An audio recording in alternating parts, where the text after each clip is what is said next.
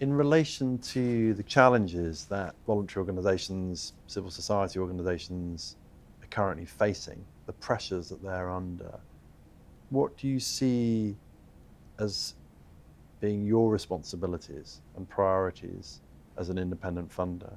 And indeed, what challenges is that process of change and adaptation presenting for you and your colleagues? Well, for each of us, it depends on our own mission, because that's our key. Our key job is to deliver on our mission, like every other charitable endeavour. But being, as it were, guardians of resources, custodians of resources, we, in our particular case, we take the view that we have a responsibility to help support infrastructure, which is decimated, particularly in the equality sector. We have a responsibility to enable good governance and strategic foresight and leadership and next generation leadership. So for us, we work to do those things through the model that we call a total assets approach. So we use ourselves and the relationships that we have with people in order to help strengthen civil society and those, in particular, some of those key players that are, as you rightly put it, firefighting so much that they can't put their head up above the parapet to see what's round the corner. And we do see that all the time, that the paradox of having to do things in the moment all the time prevents people who are perfectly able and capable of being strategic thinkers.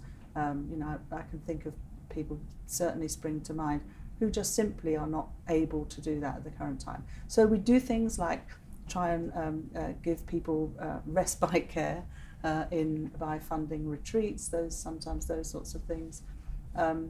As a foundation, we have a responsibility to analyse and to help resolve some of the difficulties that organisations that we work with are having in what are very challenging times. And in particular, I would say we are in a position to sometimes to act as the voice of dissent in relation to the shrinking space for civil society, where some of our partners actually don't have the freedom to do that. I would say we are well placed at times to contribute to the work on public trust and the difficulties that falling public trust is creating in the operating space. And I think in relation to, particularly to shrinking public sector budgets, particularly at the local level, we're well placed to help be a bridge between statutory authorities and voluntary and community sector players in developing new approaches and co-produced work that is more bottom up than top down. We don't position ourselves or think of ourselves as funders and supporters of civil society. We are part of civil society. Foundations or charities are part of civil society. We have a stake, and that is why we also have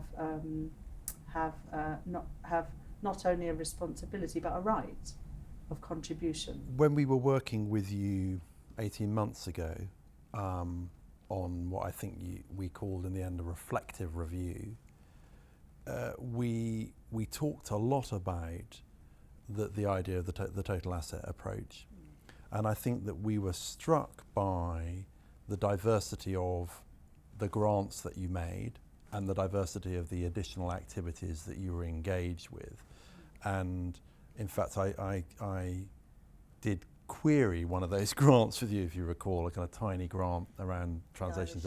Yeah, and you knew it and could explain the rationale behind it and how it fitted with the mission.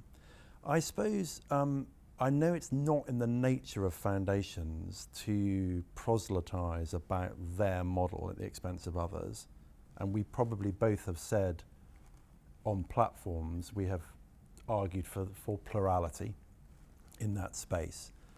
But I want to go back to, if you recall, we did some research some years ago and we called the report Duty of Care, where there was some criticism for the implications of that title for foundations. But I guess we were arguing that given the disproportionate significance of independent funding to intractable social problems and people trying to solve those social problems, that it wasn't enough just to fund services or just to fund infrastructure, that problems needed to be looked at and then supported in the round.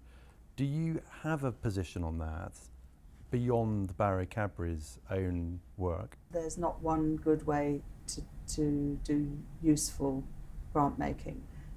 What we do is structural change work, which is very particular. It's long-term relationships, movement building, but it doesn't make it better or worse. What matters is that each foundation does what it does in with cognizance and deliberation and purpose, and does it as well as it can do. So I don't see a contradiction with that and the notion of a duty of care. A duty of care, you must apply a duty of care, whatever your model is, to whatever is appropriate that you should be doing.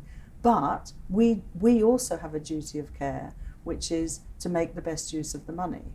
So that duty of care is not comes with responsibilities attached that are above and beyond the individual organisation that we're working with or supporting or enabling. Do you think that there should be a kind of wider adoption of thinking about all of the assets at a foundation's disposal, given the urgency of the social problems that foundations are trying to contribute to tackling and the circumstances of the organisations trying to tackle those?